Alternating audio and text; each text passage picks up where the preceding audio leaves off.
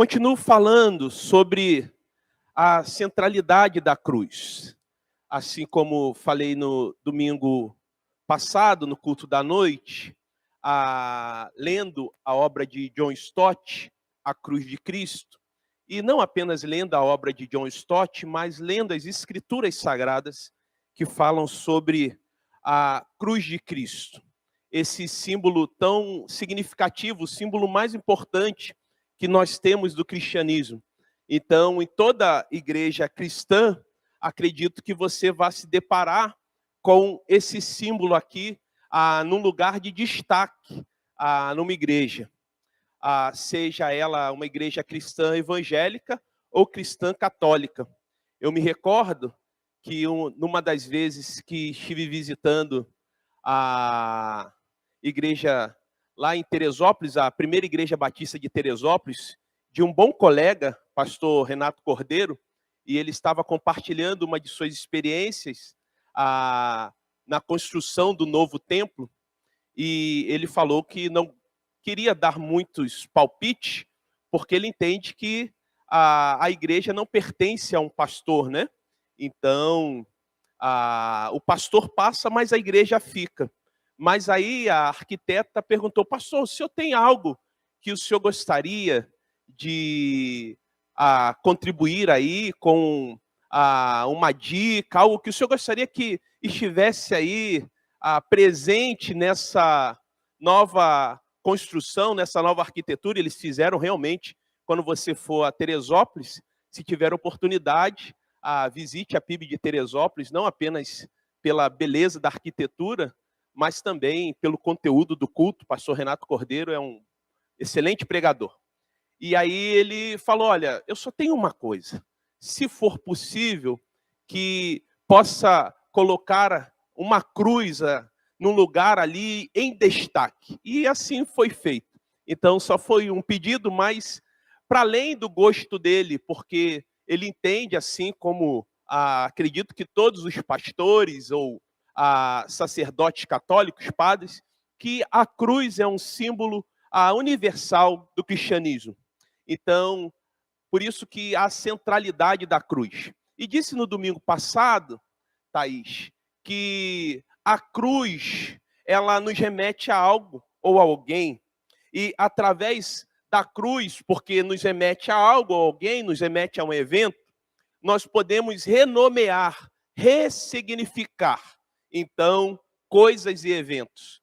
Jesus, que foi crucificado no Monte Calvário, ou Gólgota, caveira, aquele lugar de morte, se tornou um lugar de vida. Também disse que quanto mais perto da cruz, mais perto de Deus. A cruz nos leva a uma decisão. Não há possibilidade de ficarmos em cima do muro. E é muito significativo que o texto que lemos diz que Jesus foi crucificado entre dois malfeitores. Então, um aceitou a Jesus, outro recusou a Jesus. Então, diante da cruz não há meio termo. Então, somos chamados a uma decisão. E a cruz nos convida a um recomeço, cheio de milagres e maravilhas. E aí, queridos, só em contemplarmos a cruz, e aí, muito cuidado, porque esse símbolo, ele não tem o seu fim em si mesmo. Esse símbolo, ele não pode se tornar um instrumento ou um elemento de adoração. Ele transmite uma mensagem. Então, só em contemplarmos a cruz, uma mensagem é transmitida. E aí eu me lembrei de um hino do HCC chamado Rude Cruz, cujo refrão é: sim, eu amo a mensagem da cruz. Suas bênçãos eu vou proclamar. Levarei eu também minha cruz, até por uma coroa trocar. Então, a mensagem que esse símbolo comunica, a partir do momento que eu me deparo com ele.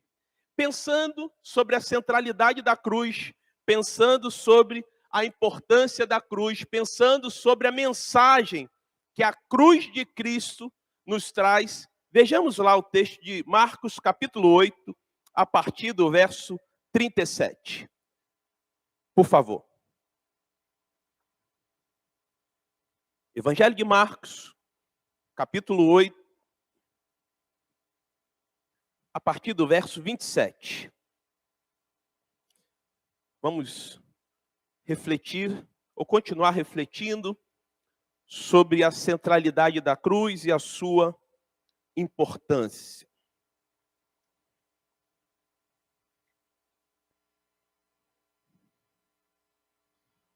Evangelho de Marcos, capítulo 8, a partir do verso 27. E diz assim: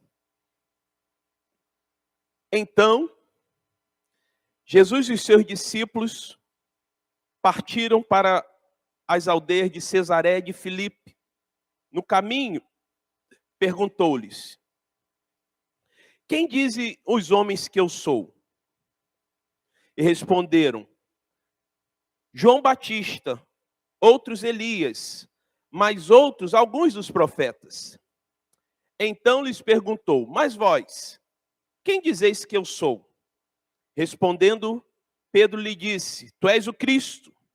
Advertiu-os Jesus de que a ninguém dissessem tal coisa a seu respeito.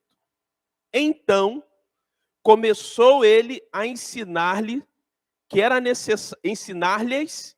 necessário que o Filho do Homem sofresse muitas coisas, fosse rejeitado pelos anciãos, pelos principais sacerdotes e pelos escribas, e fosse morto, e que depois de 3 dias ressuscitasse. E isto ele expunha claramente, mas Pedro, chamando-o à parte, começou a reprová-lo.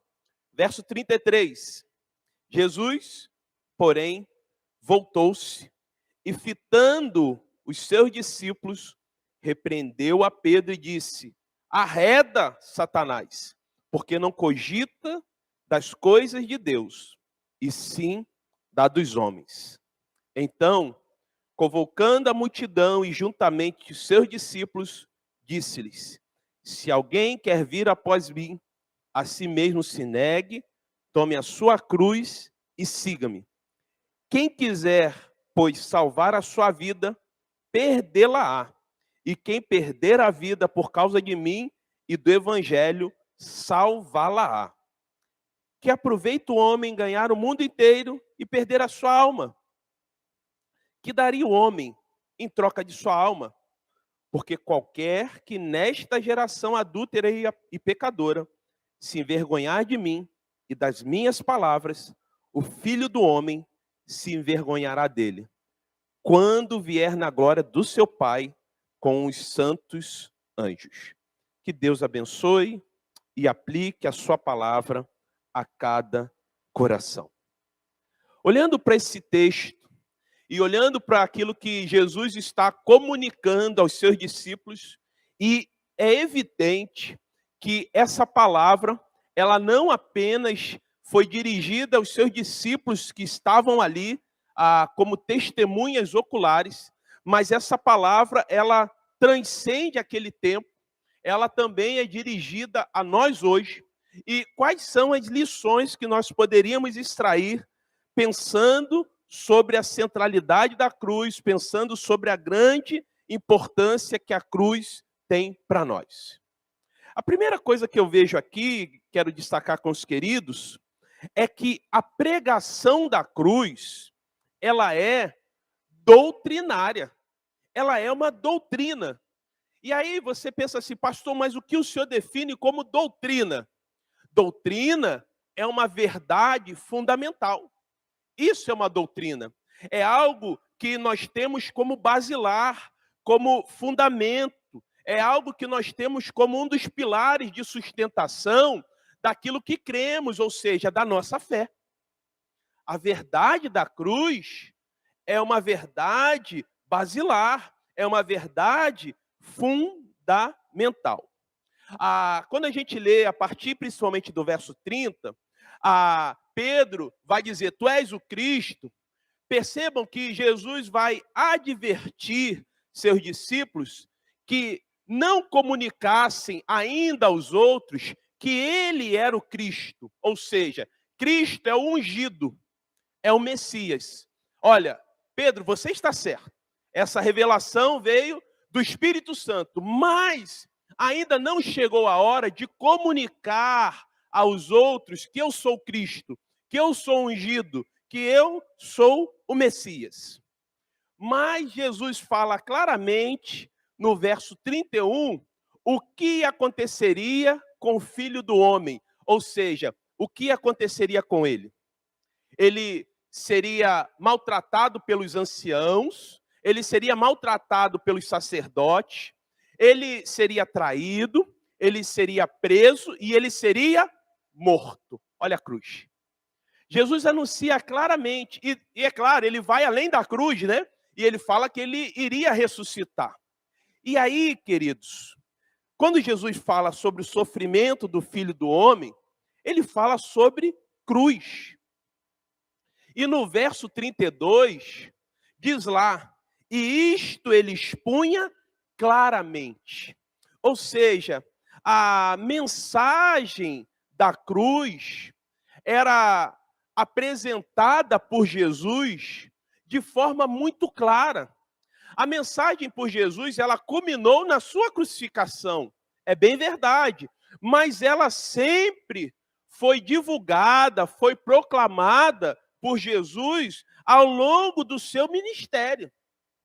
Não foi uma novidade, ou não deveria ser uma novidade para os seus discípulos, quando Jesus foi crucificado. Talvez foi algo assustador, foi algo impactante, foi algo talvez que eles pensavam que no último momento o Filho do Homem seria livrado, seria liberto por Deus Pai, mas não aconteceu. E isso não deveria ser uma surpresa para eles, porque Jesus já havia predito de sua paixão. E há alguns dados aqui importantes, dentre eles, 30% do conteúdo dos evangelhos sinópticos, ou seja, dos evangelhos de Mateus, de Marcos e de Lucas, falam da paixão de Cristo. 30%. Ou seja, não é um assunto que está à margem. 30% dos evangelhos sinópticos falam da paixão de Cristo. E no evangelho de João, que é um evangelho destinado aos cristãos, porque a gente sabe que cada evangelho teve um público afim. Por exemplo, o evangelho de Mateus foi escrito para os judeus. O evangelho de Marcos, que foi escrito por Marcos, né? O evangelho de Jesus segundo Marcos, que é sempre assim, o evangelho de Jesus segundo Mateus, o evangelho de Jesus segundo Marcos, o evangelho de Jesus segundo Lucas. O evangelho de Marcos, que foi o primeiro a ser escrito, ele foi escrito aos gentios, especificamente aos romanos. O evangelho de Lucas também foi escrito a um gentio. E vocês percebam a riqueza dos detalhes, que Lucas buscou muitas informações a um tal de Teófilo. Deveria ser alguém muito importante. E o evangelho de João, ele foi destinado aos cristãos. E 50% do conteúdo do evangelho de João fala de crucificação. Ou seja, o evangelho de João, o conteúdo dele, 50% fala de cruz. E o evangelho de João foi escrito aos cristãos. Tanto é que, para se entender o evangelho de João, precisa-se ter uma noção de alguns conceitos. Quando a gente começa a ler o evangelho de João, no princípio era o verbo estava com Deus, o verbo era Deus. Que verbo é esse? Logos. Que logos é esse? Para quem não conhece Bíblia, é o evangelho, talvez, que tenha um maior grau de dificuldade para se ter um entendimento. Se você quer orientar alguém a começar a ler a Bíblia, ou o Novo Testamento oriente a ler a partir de Marcos ou de Mateus. E aí depois chega em João. Então, podemos concluir que era de vital importância que os cristãos conhecessem e compreendessem essa doutrina fundamental, que é a doutrina da cruz. Mas ainda mais, quando a gente fala de doutrina, é sempre de bom tom nunca ficar limitado a alguns livros, né? Isso também foi apresentado pelos apóstolos. Os apóstolos também ensinaram sobre a cruz, pregaram sobre a cruz. Porque se era uma doutrina fundamental, não ficava restrita apenas aos discípulos. Os apóstolos deveriam também propagar isso. Tanto é que chegou até nós. Vamos fazer um exercício rápido, a partir do livro de Atos dos Apóstolos. Veja lá. Atos capítulo 5, por favor.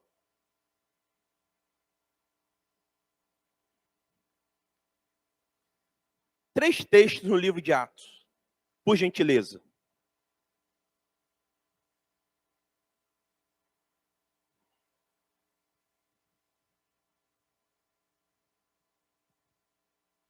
Atos capítulo 5, verso 30.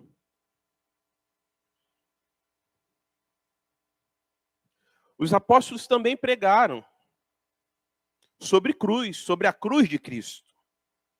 Diz assim: o Deus de nossos antepassados ressuscitou Jesus dos mortos, depois que os senhores o mataram, pendurando numa cruz, ou pendurando num madeiro.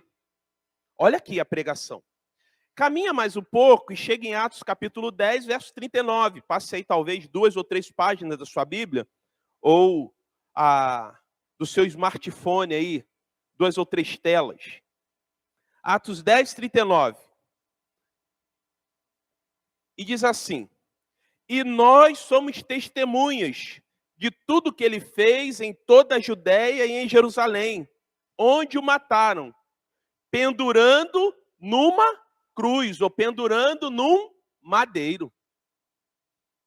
Atos 13, 29. Veja aí, por favor. Depois de cumprirem tudo que as profecias diziam a respeito dele, eles os tiraram da onde? Da cruz, ou do madeiro, e o colocaram num túmulo. Ou seja, Jesus ensinou sobre a cruz. Os apóstolos ensinaram, pregaram sobre cruz. Ou seja, essa mensagem, ela é uma verdade fundamental. É uma mensagem doutrinária. Mas para alguns, ela é uma mensagem que chega aos ouvidos como uma mensagem louca. Uma mensagem que chega aos ouvidos como uma loucura. Como o apóstolo Paulo vai dizer. Como eu disse domingo passado, sobre o islamismo, que vê Jesus como um profeta de Deus. E não aceita de forma alguma que um profeta de Deus venha ter morrido de uma forma tão vil, tão humilhante. E não aceita a ideia de expiação, porque cada um deve dar conta do seu pecado. Para um muçulmano, isso é impensável, isso é uma loucura. Mas o Paulo vai falar sobre isso, porque para alguns a mensagem da cruz é uma loucura.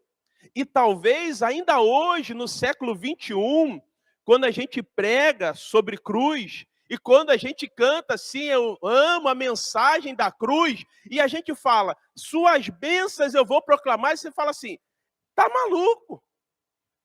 Ouvir, talvez o irmão Edson fazendo o solo do hino Rude Cruz e falar, ele está falando que a cruz tem bênçãos a proclamar? Será que ele está ciente do que ele está cantando, do que ele está louvando? Para alguns é loucura, porque o que tem de bênção na morte de alguém, de uma forma tão humilhante, tão aviltante que foi na cruz.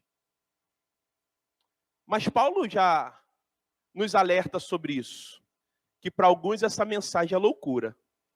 Está onde isso? Veja lá primeiro aos Coríntios, capítulo 1, do verso 17 ao verso 19, por favor.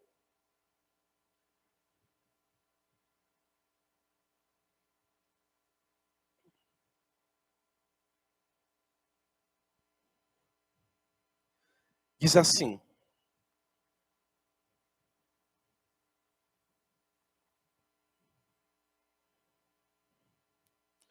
1 Coríntios, capítulo 1, do verso 17 ao verso 19.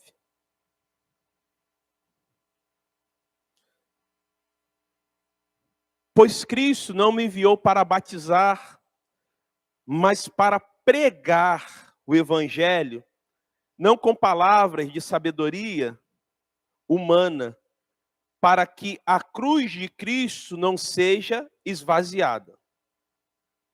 Cristo, sabedoria e poder de Deus. Olha o verso 18 que diz: pois a mensagem da cruz é loucura para os que estão perecendo, mas para nós que estamos sendo salvos, é o que, irmãos? É o poder de Deus. Pois está escrito: destruirei a sabedoria dos sábios e rejeitarei a inteligência dos inteligentes. Destruirei a sabedoria dos sábios e rejeitarei a inteligência dos inteligentes.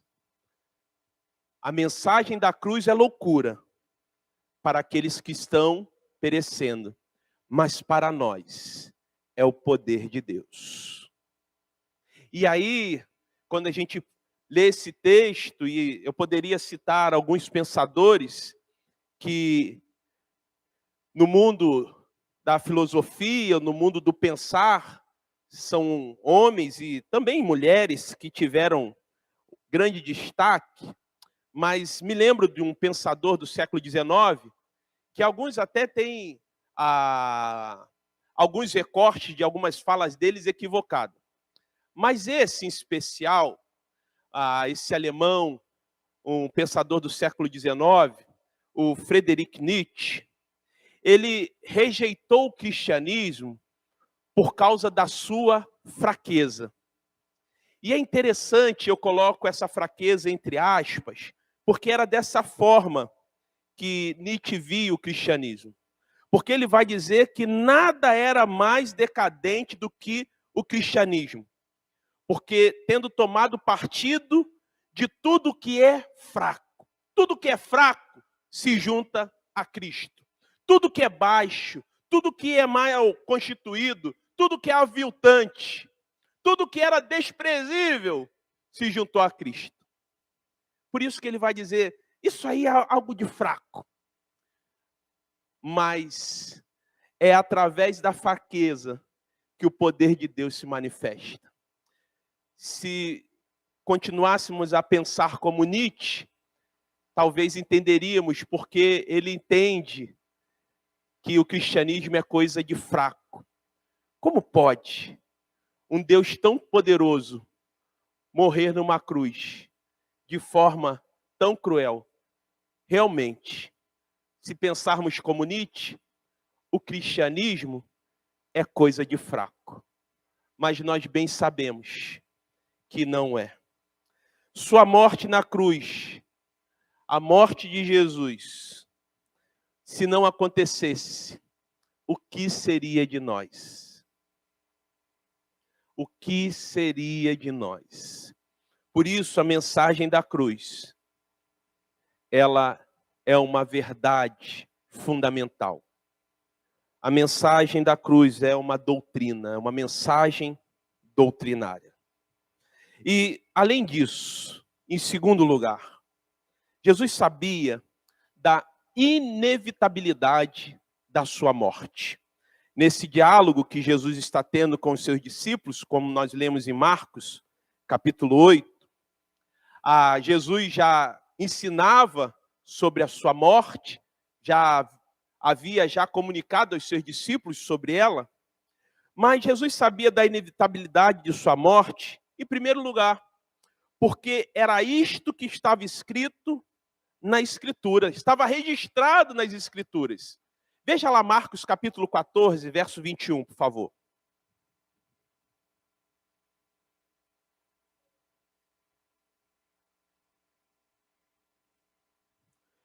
Marcos 14, verso 21, a primeira parte.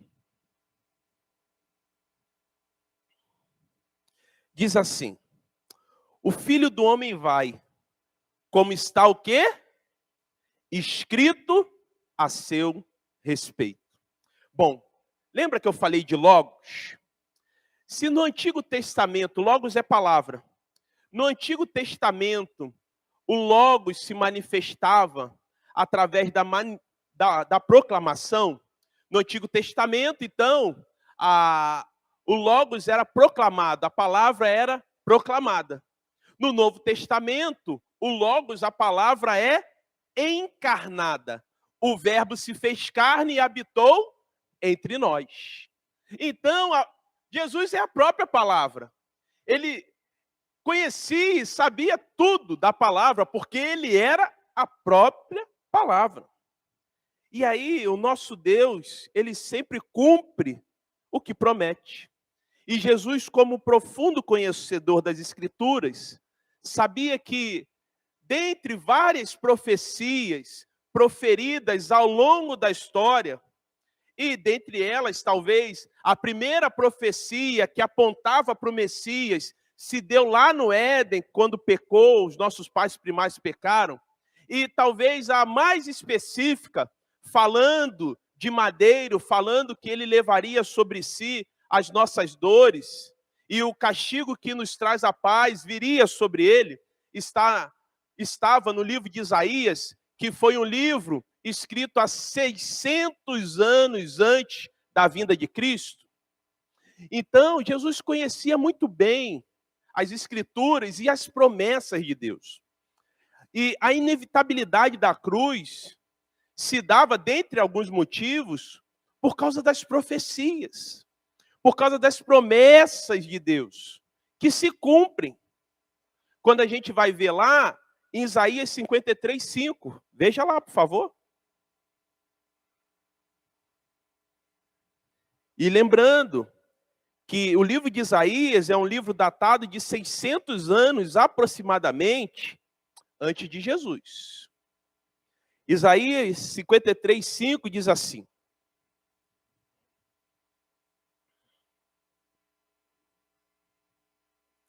mas ele foi transpassado por causa das nossas transgressões, foi esmagado por causa de nossas iniquidades. O castigo que nos trouxe a paz estava sobre ele, e pelas suas feridas nós fomos curados, ou pelas suas feridas nós fomos salvos. E aí, queridos, a vocação do Messias era sofrer e morrer, como estava registrado nas Escrituras. Como já estava dito, mesmo antes do Verbo se fazer carne e habitar entre nós. Mas aí talvez há uma pergunta que fique em nossas mentes. Se era algo que se tornou inevitável, a morte de Jesus na cruz do Calvário, porque já estava no plano de Deus, já estava como promessa de Deus, onde entra a vontade de Jesus aí? Como se encaixa isso? Bom, se Jesus sabia que a sua morte era inevitável, quero lhe dizer que Jesus, Thaís, estava em total sintonia com o plano de redenção do Pai. Jesus estava em total sintonia Jesus estava em total sintonia com o plano de redenção do Pai. Esse talvez seja o motivo mais importante pelo qual Jesus não apenas sabia que ia morrer, mas em momento algum se opôs à cruz. Ele decidiu, por livre e espontânea vontade, cumprir a vontade do Pai, mesmo sendo dolorosa. A notícia da sua crucificação foi tão impactante para os discípulos que quando a gente vê lá no verso 31 e 32 de Marcos 8, Pedro chama à parte. Pedro dá uma bronca em Jesus, ou tenta dar uma bronca. Pedro vai repreender e vai falar, não, Senhor, que isso? Como é que o Senhor vai ser crucificado? E Jesus tem que ser duro, arreda de mim, Satanás. Porque se eu não cumprir o plano que eu mesmo aceitei, que eu mesmo, por livre e espontânea vontade, me coloquei à disposição, o mundo está perdido. Porque eu estou em total sintonia com o plano de redenção do Pai. Porque eu e o Pai temos comunhão plena. E aí, queridos, o apóstolo Paulo vai falar da autoentrega voluntária do Filho, feita pelo Pai. Veja lá Romanos, capítulo 8, verso 32.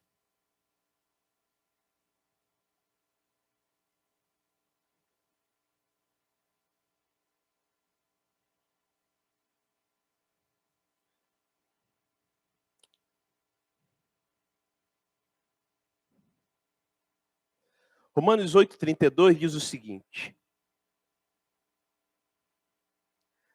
aquele que não poupou o seu próprio filho, antes, por todos nós, fez o quê? O entregou. Porventura, não nos dará graciosamente com ele todas as coisas? Não é Romanos 8, 32? Aquele que não poupou seu próprio filho, antes, por todos nós, o entregou. Porque alguns vão perguntar assim, pastor, quem entregou Jesus para morrer na cruz? É uma boa pergunta. Alguns vão dizer, quem entregou Jesus para morrer na cruz, João? Foi Judas Iscariote, por 30 moedas de prata. Foi Judas. 30 moedas de prata.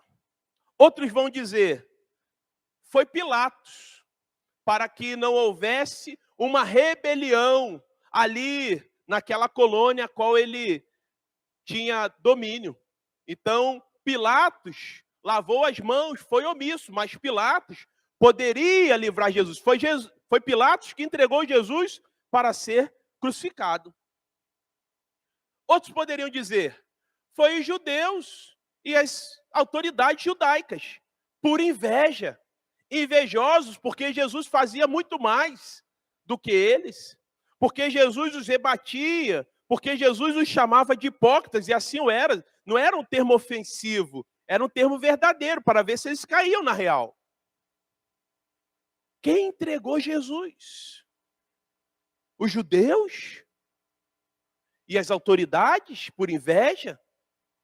Pilatos, para que não houvesse uma rebelião? Judas, por 30 moedas de prata? Quem entregou Jesus, irmãos? Quem foi? Não foi nenhum desses três. Nós acabamos de ler o texto, irmãos. Foi o Pai que entregou Jesus para morrer na cruz. Foi o Pai. Mas aí tem mais uma pergunta. Não apenas foi o Pai que entregou Jesus e Jesus estava em total sintonia com o plano de redenção do Pai. Essa autoentrega não foi forçada. Mas agora, por quem o Pai entregou Jesus? Por quem, Anne, o Pai entregou Jesus? para morrer na cruz. Por quem, Simone Isidoro? Talvez ajude a você olhar para o lado ou para frente, que você vai descobrir por quem o Pai entregou Jesus. Olha aí para o lado. Por você, por você, por você, por mim. Foi por você que ele foi para lá. Foi o Pai que entregou o Filho por mim e por você. Não foi Judas que entregou Jesus por 30 moedas de prata. Não foi Pilatos que foi omisso e não queria uma rebelião na sua colônia que entregou Jesus para ser morto. Não foram os judeus nem as autoridades romanas ou as autoridades judaicas que por inveja entregaram Jesus. Foi o Pai que entregou Jesus por mim e por você. A inevitabilidade da cruz se deu por mim e por você. Último texto, Marcos capítulo 10, verso 45.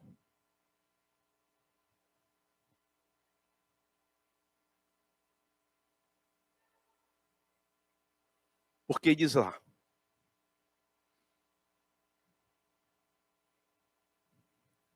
Marcos capítulo 10, verso 45.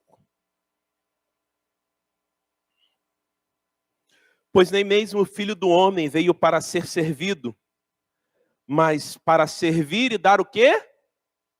A sua vida em resgate por muitos.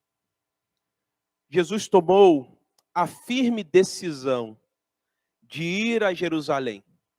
E lá ele sabia muito bem o que aconteceria. Pois a sua morte e a sua morte na cruz era inevitável. A mensagem da cruz, ela é central, ela é de grande importância para nós. Ela é uma verdade fundamental, isso quer dizer que ela é doutrinária. A mensagem da cruz é uma mensagem doutrinária. Essa mensagem, por ser uma mensagem doutrinária, ela vai dizer que há uma inevitabilidade da morte de Jesus. Sua morte era algo inevitável.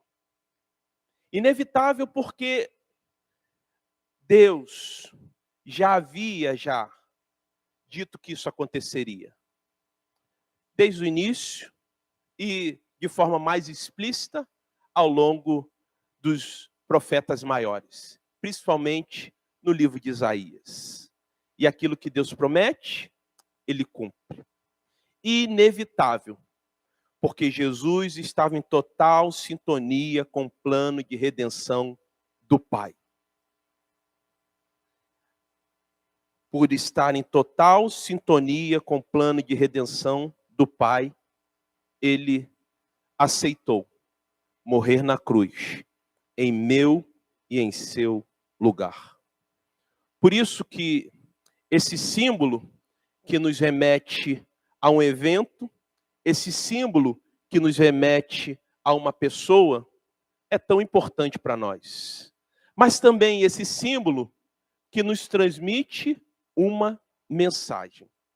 E aí, quando nós olhamos para esse símbolo, se nos remete a uma pessoa, se nos remete a um evento, se nos remete a uma mensagem, cabe a nós, de forma muito reverente, sem entrarmos no processo de adoração, porque o símbolo não tem um fim em si mesmo, nos prostrarmos diante da cruz. Porque quando nos prostramos diante da cruz, nós podemos nos lembrar do sangue de Jesus, porque nunca houve amor assim. E essa cruz está vazia porque a morte ele já venceu, sua glória o céu encheu. E nada pode nos separar do amor de Deus.